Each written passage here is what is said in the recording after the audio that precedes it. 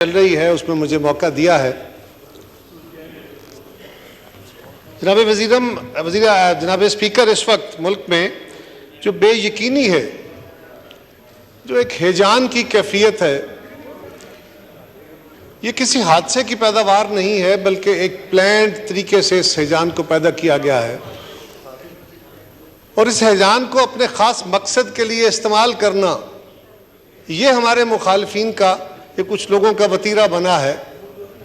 और आज इस हैजान का शिकार हो के अदालत के अंदर जो माहौल है, पार्लिमान में जो माहौल है, सियासी जमातों में जो माहौल है, मीडिया में जो माहौल है, हर बंदा, पाकिस्तान का हर शहरी इस बात पे मुतफक्कर है, वो किसी भी तरफ का है, वो किसी भी जमात से ताल्लुक़ रखता है कि फ्यूचरिस्टिकली हमारा क्या बनेगा, मुल्क किस तरफ जा रहा है। और जनाब स्पीकर, इस मुल्क में सियासी लड़ाइयाँ बहुत तवील रही हैं, हम भी उन लड़ाइयों का हिस्सा रहे, हमारी जमातें भी, हम आपस में भी लड़ते रहे, लेकिन फिर माजी के तजर्बों से सीख के ये फैसला हुआ कि हम इस मुल्क के अंदर एक ऐसा असलूब तय करें कि सियासी जमातें, सियासी हुकूमतें एक पीसफुल ट्रांजिशन के ज़रिए अगली सियासी हुकूमत के हवाले की जाएँ। और जनाब स्पीकर, ये इसी ऐवान का तदब्बर था कि आपने चार्टर ऑफ डेमोक्रेसी, जो मोहतरमा बेनज़ीर भुट्टो शहीद के ज़हन के तख्लीक थी, उन्होंने उसी के ज़रिए, इसी ऐवान ने वो कानून साजी की, वो आइन साजी की कि उसकी बुनियाद पड़ी 2013 में और 2018 में एक पीसफुल ट्रांजिशन हुई। यही कोशिश थी कि इस दफ़ा भी ये असम्बली अपनी मुद्दत पूरी करे और एक मुंतखब ऐवान को ये अपना इक़्तिदार मुंतकिल करे। लेकिन जनाब स्पीकर, इस वक्त इमरान खान साहब ने या हमारी अपोजिशन ने ये रास्ता बंद कर रखा है और उन्होंने कोशिश की कि वो इस मुल्क के अंदर अर्ली इंतखाबात, अपनी मर्जी के इंतखाब और अपनी मर्जी के टर्म्स पे इंतखाब कराना चाहें। शायद उन्हें कुछ अहम जगहों पे बैठे हुए अफराद की ज़रूरत थी कि उनके होते होते इंतखाब हो जाएं। कुछ महीनों में अब कुछ अहम ओहदे खाली होने हैं, उससे पहले पहले शायद उनको उतावलापन था, उनको जल्दी थी। लेकिन जनाब, यहाँ तक मुझे कहने की इजाज़त दीजिए कि हमने तो वो असूल बनाया था कि जिसकी बुनियाद पे पहली दफ़ा इस ऐवान के अंदर से एक पीसफुल ट्रांजिशन के ज़रिए एक वज़ीर आज़म को अलग करके और दूसरे वज़ीर आज़म को अलग किया गया। जनाब स्पीकर, ये काम आज भी इस अमल की ज़रूरत थी, लेकिन इसको रोकने के लिए इमरान खान साहब ने भरपूर कोशिशें की।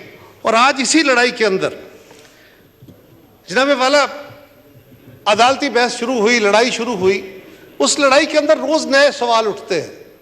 आज पिछले 2-3 दिन से ऐवान में ये बहस है, मीडिया में ये बहस है, हर जगह पे मुल्क भर में लोग इस मुबाहिसे में हैं कि अदालत में क्या हुआ, आइंदा क्या होगा, क्या हुकूमत अमल दरामद करेगी, नहीं करेगी, इस तसादम का, इस लड़ाई का, इस रस्साकशी का अंजाम क्या होगा। लेकिन जनाब स्पीकर, कि इसका आगाज कैसे हुआ है, एक सवाल किया जाता है रोज, क्या इनका तकाजा यह है कि 90 रोज में इंतखाब होने हैं। तो क्या देखा जाए कि अदालत ने 90 रोज के इस बात को, जिसका बड़ा तकाजा किया गया और हम पे इल्जाम है कि आपने 90 रोज के उस बॉर्डर को क्रॉस किया या उस कदगन को क्रॉस किया, क्या आज अदालत उसको खुद क्रॉस करके नहीं गई। पंजाब में आप इलेक्शन की डेट दे रहे हैं 120 दिन के बाद, और खैबर पख्तूनख्वा में उसकी डेट भी नहीं दे रहे। जनाब स्पीकर, ये भी देखा जाना है और देखा जाना चाहिए। और ये सिर्फ हमारी आवाज़ नहीं है, ये आवाज़ बेंच और बार की तरफ से भी आई। बेंच के अंदर बैठे हुए जज साहब, इसी बेंच के अंदर जो 9 से 3 पे आया, इसी बेंच के अंदर बैठे हुए जज साहिबान ने कहा कि पहले इस बात का भी फैसला होना चाहिए कि ये असम्बलियाँ दुरुस्त तोड़ी गई थी कि नहीं। जनाब स्पीकर, आपको याद होगा इस मुल्क के अंदर पहले भी ये काम हुआ। 1988 में बलोचिस्तान की असम्बली, मीर जफरुल्लाह जमाली साहब उस वक्त वज़ीर आला थे, उन्होंने बलोचिस्तान की असम्बली डिसॉल्व कर दी। स्पीकर उनके खिलाफ अदालत में केस किया। अदालत ने असम्बली बहाल की कि असम्बली तोड़ने की वजूहात नहीं थी, उसका कोई जवाज़ नहीं था और बिला जवाज़ असम्बली तोड़ी गई। 1993 में फिर पंजाब के अंदर बहरान आया। उस वक्त के चीफ मिनिस्टर मियां मंजूर वट्टू ने पंजाब की असम्बली डिसॉल्व की, उस असेंबली को भी बहाल किया गया कि जवाब दुरुस्त नहीं था। यह कहना कि स्पीकर के, चीफ मिनिस्टर या प्राइम मिनिस्टर के पास जो इख्तियार है असेंबलियां डिसॉल्व करने का वो अनकंडीशनल है, ये बात दुरुस्त नहीं है।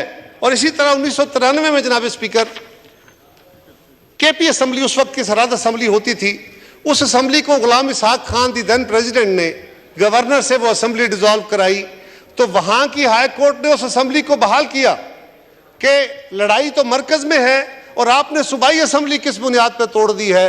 वो असेंबली बहाल हुई और फिर एक अजीब काम भी हुआ जनाबे वाला, इस मुल्क की तारीख में बड़े बड़े अजीब फैसले हुए हैं। कहा जाता है कि उस वक्त तक जज साहब थे जस्टिस उस्मान सुप्रीम कोर्ट के, कहते हैं रिपोर्टेड केस है कि उन्होंने गुसल खाने में बैठ के ये हुक्म दे दिया कि मैं इस फैसले को स्टे करता हूं। ये भी हमारे मुल्क की एक तारीख मौजूद है। लेकिन उन तीनों ये से बाकी फैसलों के अंदर भी कई दफा ये हुआ कि अदालतों ने ये फैसले दिए कि आपने असेंबली गलत तोड़ी है। आज कहा जा रहा है कि जनाब अनकंडीशनल इख्तियार था। हुजूर वाला, दुनिया में इख्तियार अनकंडीशनल नहीं होता जनाब स्पीकर। अगर आप अनकंडीशनल इख्तियारात को इस्तेमाल करते हैं तो उससे जुर्म जन्म लेते हैं, उससे क्यास और क्राइसिस जन्म लेते हैं, आप खुदाई इख्तियार नहीं रखते। और यही बात हम जज साहब को भी कहते रहे। वैसे जनाब स्पीकर ये तो है कि आला अदालतों के जज साहिबान के बारे में हमारे एक सीनियर दोस्त, आप भी जानते हैं, वो अक्सर कहा करते थे कि कोई बंदा जब जज बनता है तो वो 4-6 महीने जज बंदा रहता है, उसके बाद वो जज बन जाता है। इसलिए कि उसको कोई 100-150 बंदा रोज मी लॉर्ड मी लॉर्ड मी लॉर्ड कहता है और 2-4 महीने में अल्टीमेटली वो मी लॉर्ड बन जाता है। और मैंने ये कहा था कि वो मशहूर शेर है ना कि जी, तुझसे पहले जो शख्स यहां तख्त नशीं था उसको भी अपने खुदा होने का इतना ही यकीन था। लेकिन स्पीकर फिर क्या हुआ कि आज हमारी अपनी इस शहर की गलियां, इस शहर की सड़कें भी वो नज़ारे देख रही हैं, लाहौर की सड़कें भी वो नज़ारे देख रही हैं, और भी बहुत सारे शहरों की सड़कें वो नज़ारे देख रही हैं कि वही आला लोग, वही आला जज साहबान जो खुदाई दावे करके बैठ गए थे कि हम अनकंडीशनल इख्तियारात के मालिक हैं और हम ही हैं जो इस मुल्क के मसीहा हैं, हम ही हैं जो सियासत को भी चलाएंगे, हम ही हैं जो मईशत को भी चलाएंगे, हम ही हैं जो डेवलपमेंट भी चलाएंगे। आज फिरते हैं मीर खार, कोई पूछता नहीं, इस आशिकी में इज्जत सादात भी गई। आज ये हालत हुई पड़ी है उनकी। जनाब स्पीकर, सवाल यह है, कहा जाता है कि जी आईन के अंदर ये चीज दी गई। हुजूर वाला, आईन क्या कोई स्ट्रेट लाइन है, एक सीधी लकीर है कि आपने उसके ऊपर ही चलना है? नहीं जनाबे वाला, आईन एक अरेंजमेंट है, आईन एक स्कीम है, आईन एक वेब है। आईन बहुत सारे तकाजों को, बहुत सारे आर्टिकल्स को जोड़ के एक निज़ाम तश्कील देता है। उसकी आइसोलेशन में एक शिक को आप उठा के सिर्फ ये कहते रहें कि 90 रोज 90 रोज 90 रोज, उसकी बुनियाद पे आईन। हुजूर वाला, अगर आपको पाकिस्तान के इदारे कह रहे हैं कि आप इस वक्त इलेक्शन कराने के लिए जो मशीनरी हमें चाहिए वो हमारे पास अवेलेबल नहीं है, तो देख तो लीजिए कि वो दुरुस्त कह रहे हैं कि गलत। जनाब स्पीकर, अदालत के अंदर अजीब माहौल था। मैं भी इत्तेफाक से 2-3 दिन अदालत के अंदर गया, बड़ा दिलचस्प माहौल था। सुना करते थे कि अदालत में वकील बोलते हैं और जज नहीं बोलते। एक मशहूर, मुझे नाम तो उनका याद नहीं है, अमेरिका की सुप्रीम कोर्ट के एक बड़े मशहूर जज थे, ब्लैक। उनके बारे में मशहूर है कि शायद वो अपनी सारी 20-25-30 साल की तारीख में शायद वो 4 या 5 दफा बोले थे अपनी कोर्ट के अंदर बैठे हुए, और वो सिर्फ लोगों को सुनते थे, वकला को सुन के फैसले करते थे। हम भी सुनते थे कि जज बोलते कम हैं, सुनते ज्यादा हैं। वहां 3 दिन अजीब हाल था। हमारा वकील खड़ा होकर बोलना चाहता था, अटॉर्नी जनरल, और 3 जज साहबान बैठे हुए, कभी एक का सवाल, कभी दूसरे का सवाल, कभी तीसरे का सवाल। और फिर उनको कहा जा रहा था, जिसने अपना मुकदमा खड़ा करना था उसको कहा जा रहा था कि जनाब आप जरा फलां पेज पे फलां पैरा पढ़े। दूसरे जज साहब फरमाते थे आप फलां लाइन से फलां लाइन पढ़े। हुजूर वाला, इससे तो यूं लगता है कि आप प्री कंसीव्ड माइंड से, प्री डिटरमिन्ड माइंड से बैठे थे कि आप अपना मुकदमा खड़ा कर रहे हैं और आप अटॉर्नी जनरल को नहीं बोलने दे रहे।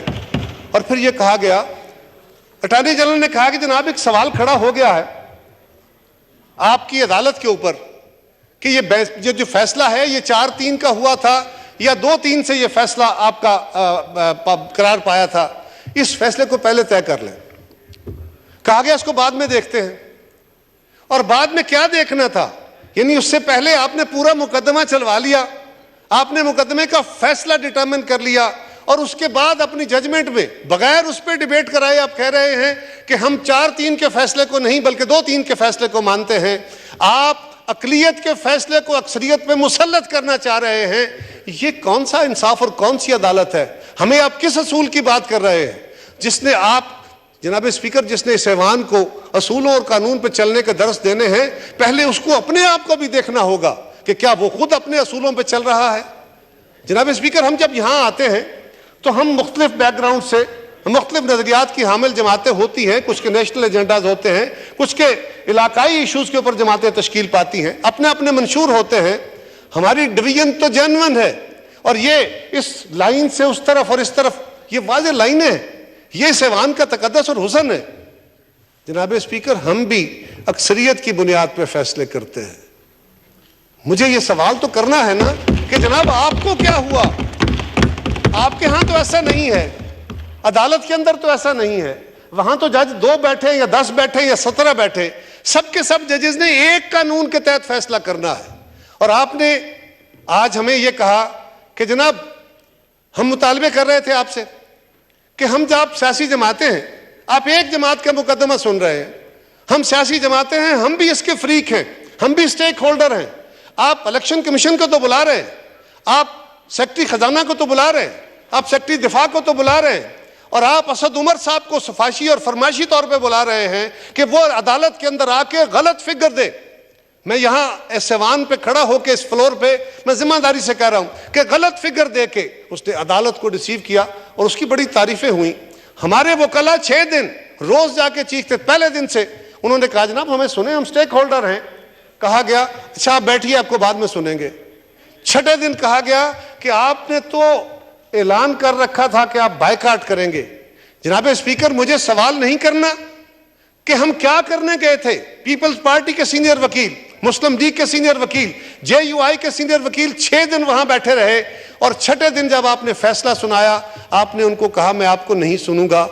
आप तो कहते थे कि हां मैं आपको मौका देता हूं, तो फिर हम आपकी किस बात पे यकीन करें? आप लोगों को पहले यानी अंडर द कारपेट करते रहे आर्गूमेंट, अच्छा मैं बाद में सुनता हूं, बाद में सुनता हूं, और फिर अपनी मर्जी का एक फैसला निकाल के आपने दे दिया। और वहां पे जनाब स्पीकर ये भी था कि ओपन कोर्ट की बातें जो मैं आपको कोट कर रहा हूं। डिफेंस सेक्रेटरी को बुलाया गया, उन्हें कहा गया कि जनाब आप हमें तफसीलात दें। उन्होंने कहा जी हम आपको बंद कमरे में चाहते हैं कि जरा इन कैमरा कुछ ऐसी हसास मालूमात हैं हम आपको वो दे सकें। कहा गया कि नहीं। फिर अल्टीमेटली तय हुआ कि आप हमें बंद लिफाफे में अपनी मालूमात जो हैं, अपनी जो और हम यहां कुछ सवाल रेज करेंगे इस अदालत के अंदर, आप पे कुछ सवाल करेंगे और उन सवालात से हम समझेंगे कि आप क्या कहना चाहते हैं। अभी वो रिपोर्ट नहीं आई थी जनाबे वाला, और आपने आर्गूमेंट कंक्लूड करके अदालत बंद कर दी। और उसके बाद अगले दिन उनकी रिपोर्ट आई, पता नहीं पढ़ी नहीं पढ़ी हमें नहीं पता। वो बंद कमरे के अंदर बैठ के आपने चंद लम्हों में उस रिपोर्ट को देखा और उसको एक तरफ फेंकते हुए आपने फैसला फरमा दिया। ये फरमाइए हम इस पे नाइंसाफी का दुहाई ना दें तो क्या करें, इस पे सवाल ना उठाएं तो क्या करें? कहीं तो आप पे सवाल होगा। अगर हमारी कार्रवाई को, अगर हमारी बातों को, अगर हुकूमत की कारकर्दगी को आपने चेक करना है, आपको हक दिया है, तो फिर आपकी कारकर्दगी का भी हमें चेक करना है। यह भी हमें आइन हक देता है। ये नहीं हो सकता कि आप अनक्वालिफाइड इख्तियारात के हामिल हो जाएंगे और आपको कोई नहीं पूछेगा। हमें आपका एहतराम है, लेकिन जनाब स्पीकर ये बात भी है, अदालत का एहतराम है, अदालत का एहतराम है। हुजूर वाला एहतराम कराए जाते हैं। कंटेम्प्ट ऑफ कोर्ट के कानून से जबानबंदियां तो हो सकती हैं, एहतराम नहीं हुआ करते। एहतराम दिलों में होते हैं और वो कंडक्ट से होते हैं, वो आपके रवैयों से और आपके फैसलों से होते हैं। और इन फैसलों से आप चाहें कि लोग, वो कहते हैं ना, अगर गुमान हो तो शायर ने कहा था कि सुनो तो सही जहां में है तेरा फसाना क्या, कहती है तुझको खल्के खुदा गायबाना क्या। जरा उस तरफ सुनिए जनाबे वाला, वहां लोग आपको क्या कह रहे हैं। हजूर वाला, हमें कहा जाता है कि जी आप इत्तेफाक राय पैदा करें, आप बैठ के बातें करें, आप मशावरत करें। मैंने पहले भी गुजारिश की कि जनाब वाला, हम तो मुख्तलिफ बैकग्राउंड से आते हैं, अपने अपने मंशूरों के तहत आते हैं, और हमारे ये मफाद भी होते हैं सियासी तौर पे कि हम लोगों में ज़रा पॉपुलर हो, हमें वोट बैंक में इजाफा हो जाए। हमें तो आप कह रहे हैं कि आप सियासी तौर पे इकट्ठे बैठे, एक दिन आपने ये मशवरा दिया, दूसरे दिन आपने फैसला दे दिया। या तो आप ये फरमाते कि मैं एक हफ्ते के लिए अदालत की कार्रवाई ज़रा मुलतवी करता हूँ, सियासी जमातें आपस में बैठे, सियासी जमातों को आप मशवरा देते एक बड़े के तौर पे, तो आपकी राय में वजन होता। लेकिन आपने एक तरफ से बात की, उसको फ्लैग किया और अल्टीमेटली आप आगे से निकल कर फैसला दे दिया। आपने इस तनाज़े को खड़ा किया है। आज जिस क्राइसिस को इस ऐवान में भी महसूस किया जा रहा है, सारे मुल्क के अंदर महसूस किया जा रहा है, जनाब स्पीकर, उस क्राइसिस को खड़ा किसने किया और क्यों, क्या मकसद है उससे? मेरा तो सवाल ही यह है कि आज आप खुद कौम को तकसीम कर रहे हैं। और जनाब वाला, ये भी एक दिलचस्प काम हुआ, ये मॉनिटरिंग जजेस का एक अजीब काम शुरू हो गया। ये कभी सुना नहीं था कि आप एक तहकीकाती अमल कर रहे हैं और उन तहकीकात के दौरान सुप्रीम कोर्ट के जज साहब की क़यादत में एक मॉनिटरिंग टीम मुकर्रर कर दी जाती है। इससे पहले पनामा में मॉनिटरिंग जज मुकर्रर किए गए और उसका रिजल्ट क्या आया जनाब स्पीकर? सारी कौम ने देखा कि वो मॉनिटरिंग जज एक मुतनाज़ा फैसले के हामिल साबित हुए। और आज एक जज पे नहीं, आज पूरी अदालत यानी 3 के 3 जजेस का वो बेंच जो है वो मॉनिटरिंग बेंच बन गया है। इस तरह आप अदलिया के इख्तियार को एक्सटेंड करते हुए इंतजामिया का इख्तियार भी अपने हाथ में लेंगे, इलेक्शन कमीशन का इख्तियार भी अपने हाथ में लेंगे, पार्लियामेंट को भी आप ओवरडोज करना चाहेंगे। तो जनाबे वाला, इस तरह नहीं हो सकता। पाकिस्तान के अवाम ने इस ऐवान को तश्कील दिया है, पैदा किया है। इस ऐवान ने वो आइन पैदा किया है जिसकी तश्कील और तख्लीक है इस मुल्क की इंतजामिया भी, इस मुल्क की अदलिया भी। और आज इस मुल्क के इस ऐवान और आइन की तख्लीक अदलिया हमें हुक्म दे रही है कि हमने इस मुल्क को कैसे चलाना है। आज तख्लीक खालक को कह रही है कि तुम गलत हो और अपने रवैये की तरफ ध्यान नहीं है। ये तलखियां क्यों पैदा हुई हैं जनाबे वाला? आज हम सारे दोस्तों ने ये बात की है कि हम क्या मुतालबा कर रहे थे। हमारा मुतालबा बड़ा सिंपल था, सब कह रहे थे फुल कोर्ट कर ले। अब फुल कोर्ट जरा हमें बताया जाए जनाबे स्पीकर। हमें तो कहते हैं सियासतदान एक दूसरे के साथ हाथ नहीं मिलाते, बड़े तल्ख होते हैं। जिस अदालत का अपना ये हाल है कि आधे जज दूसरे आधे जजों से हाथ नहीं मिलाते, उनके साथ बेंच पे नहीं बैठते, वो इस कौम की क्या लीडरशिप फराहम करेंगे और क्या अखलाकी दरस देंगे हमें? वो क्या कानून साजी और क्या फैसले देंगे जिस पर अमल दरामद हो सकेगा? जनाबे वाला, फिर ये जी जुडिशलाइजेशन ऑफ पॉलिटिक्स हो रही है। आप अपने फैसलों के जरिए इस मुल्क की सियासत के रुख मुतय्यन कर रहे हैं। पाकिस्तान इस बात का मुतहम्मल नहीं है और दुनिया भर में जहां कहीं इस तजर्बे का इआदा किया गया है, ये तजर्बा बुरी तरह नाकाम हुआ है और कौमों को और बड़े मसाइल का शिकार करके गया है। आपने फैसले दिए, सियासी इश्यूज पे फैसले दिए, अल्टीमेटली बहरान हल नहीं हुए। क्या हुआ? इस मुल्क के अंदर बड़े अहम फैसले हैं, आपने नजरिया जरूरत दिया, क्या बहरान हल हो गया? आज सुनिए आलम आप पे क्या तबर्रे बोल रहा है, सुनिए ना लोगों की आवाज सारी दुनिया में। आपने मार्शल लॉ को जायज दिया कि इसलिए कि जी बहरान पैदा हो गया, उसका हल निकालना है। क्या हल आ गया कि हल उससे ज्यादा किसी बड़े बहरान में जाके दाखिल हो गया? आज पाकिस्तान उसी का शिकार है। आपने भुट्टो शहीद को फांसी दी, क्या मसला हल कर दिया? आपने कहा था कि यह शख्स इस मुल्क के लिए बड़ा मसला है, मसला हल हो गया? क्या पाकिस्तान में बहरान खत्म हो गए या उससे बहुत बड़े बहरान शामिल में पाकिस्तान दाखिल हो गया? आज सारी दुनिया, आज सारा मुल्क, आज उनके बदतरीन मुखालिफ ये बात कह रहे हैं कि बहुत बड़ा लीडर था, हमसे बहुत बड़ा गुनाह हो गया। और जब कौमें इतने बड़े लोगों को खो देती हैं और उनके साथ इस तरह का सलूक करती हैं, तो फिर खुदाई इंसाफ भी यह है कि उन कौमों को भी अपने किए हुए फैसलों की सजाएं मिलती हैं और आज हम उस फैसलों की सजा पा रहे हैं। लेकिन जनाब, आपने फैसला किया, ठहराव आ गया, बेहतरी हो गई क्या? आज सुनिए, पाकिस्तान नहीं दुनिया भर में आप पे तुफ हो रही है उस फैसले पे।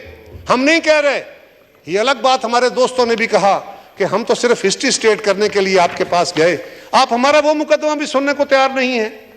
आपने नवाज शरीफ को एक बेजवाब सजा दे दी और सारी उम्र के लिए नाअहल करार दे दिया। क्या मसला हल हुआ? क्या क्राइसिस सॉल्व हुआ या और बड़ा क्राइसिस शामिल हो गया?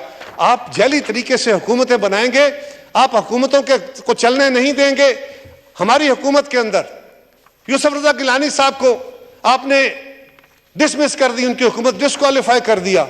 सारी पाकिस्तान के अंदर यह बात है कि वो एक गलत फैसला था, मनूवट फैसला था। क्या मसला हल हो गया? आपने मियां नवाज शरीफ को डिस्क्वालीफाई किया, पार्लियामेंट चलती रही। यही वो काम था जो बेनजीर भुट्टो शहीद ने सीओडी में किया था, यही वो फैसला था जो सारी क़यादत ने मिलकर किया था। आपने बहरान पैदा किए, हमने पाकिस्तान के आइन के अंदर वो रास्ते रख दिए कि ये सिस्टम डिस्टेबलाइज ना हो, बल्कि ट्रांजिशन स्मूथ होती रहे। आज जनाब स्पीकर फिर वही काम शुरू है, आज फिर अदालतें वो बहरान पैदा कर रही हैं। आज मैं आप सवाल करता हूं जज साहब से, आज मैं अदालत से और इस मुल्क के लोगों से सवाल करता हूं, क्या पंजाब की असेंबली, क्या खैबर पख्तूनख्वा की असेंबली किसी असूली बुनियाद पर तोड़ी गई थी? पंजाब का चीफ मिनिस्टर, जिसको आइन इख्तियार देता है असेंबली तोड़ने का, बिलाशुबा देता है, लेकिन वन कंडीशनल नहीं है। बट यहां तो और सूरत हाल है जनाब स्पीकर।